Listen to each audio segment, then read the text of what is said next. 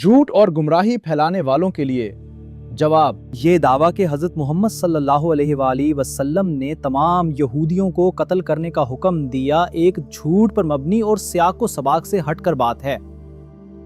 اصل حقیقت یہ واقعہ کعب بن اشرف کے متعلق ہے، جو مسلمانوں کے خلاف جنگی سازشیں، قتل کی منصوبہ بندی اور مدینہ کے امن کو برباد کرنے میں شامل تھا۔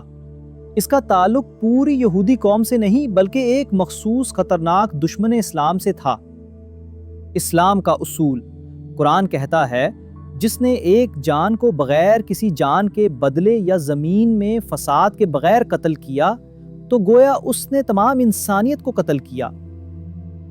نبی کریم نے فرمایا، جو کسی غیر مسلم ذمی کو قتل کرے وہ جنت کی خوشبو بھی نہیں پائے گا۔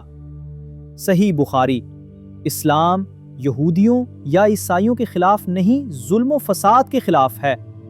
حضرت محمد صلی اللہ علیہ وآلہ وسلم نے مدینہ میں یہودیوں کے ساتھ میثاق مدینہ کے تحت امن و احترام کی بنیاد پر زندگی گزاری۔ حماس، حزب اللہ یا دہشت گرد تنظیموں کے اعمال کو اسلام یا نبی سے جوڑنا مکمل طور پر غلط، سیاسی اور منافقانہ ہے۔ اسلام امن، عدل اور انسانیت کا مذہب ہے۔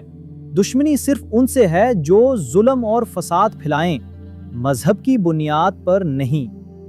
اگر آپ سچ جاننا چاہتے ہیں تو تعصب چھوڑ کر قرآن اور سیرت النبی کا مطالعہ کریں۔ اگر یہ بات تمہارے دل تک پہنچی ہے تو اسے کسی اور کے دل تک بھی پہنچنے دو۔ ایک بار نہیں، 2 بار سوچو پھر آگے بڑھا دو۔ یہ پیغام صرف تمہارے لیے نہیں، یہ پوری انسانیت کے لیے ہے، لہٰذا اسے خود تک محدود نہ رکھو۔